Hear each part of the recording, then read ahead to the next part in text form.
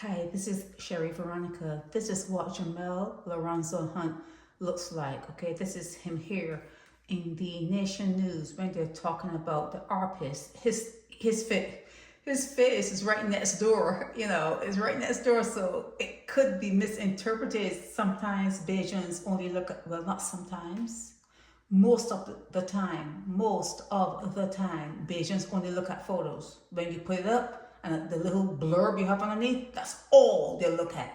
And they make judgments based on the photo and the little blurb that you put up with that photo. So when they come to the Nation paper and they see this, the Nation paper should be getting some sort of lash for that, because they're saying, well, you have somebody else's face and blah, blah, blah. They don't understand how things synthesize online, how you have to write in shorthand so that you can get things out there, because there's only so much space you have available to you. But anyhow, this guy that is an artist, and he violated a 12-year-old. Remember a couple years back?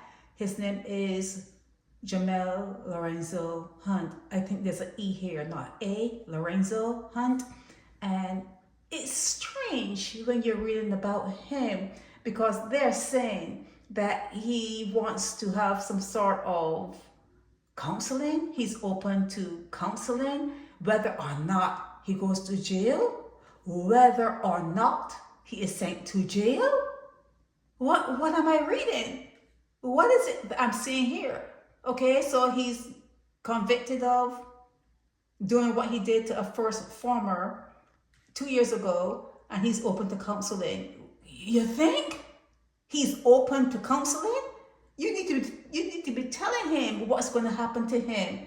Okay, he's found guilty, and remember, he's found guilty, but he denied it throughout. But they can say that he is intellectually challenged. That's what they're, you can look at him. Sometimes you can look at someone and tell. You can look at him and see that what they're saying about him may be true. Well, they're saying he's challenged intellectually, and that he's a low risk of reoffending.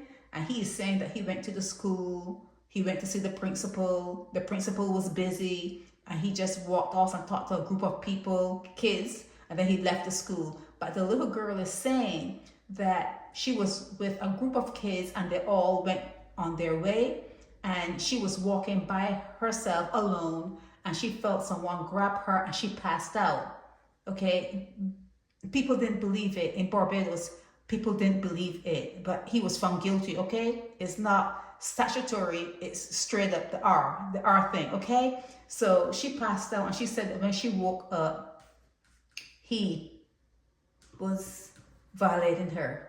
That's what she said, that he was, but he denied it all the way through. So there's not going to be there's not going to be no 30% off or nothing like that. There's not going to be that. But this first paragraph was really interesting, that he's saying that he's open to counseling, whether or not he is sent to jail. So where else other than jail will he go?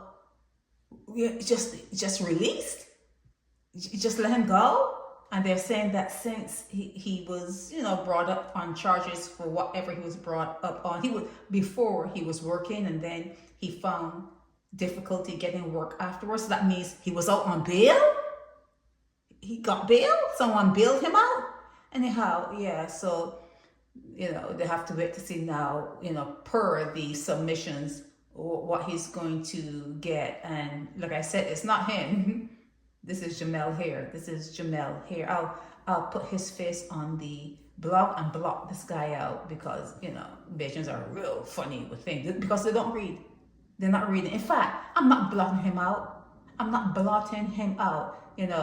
put Jamel's face over here somewhere, or wherever. But yeah, we're gonna have to wait a little longer to see how they move with this guy, because I think he should be in prison for at least 20 years. At least 20 years, at least. Okay? This is Sherry Veronica.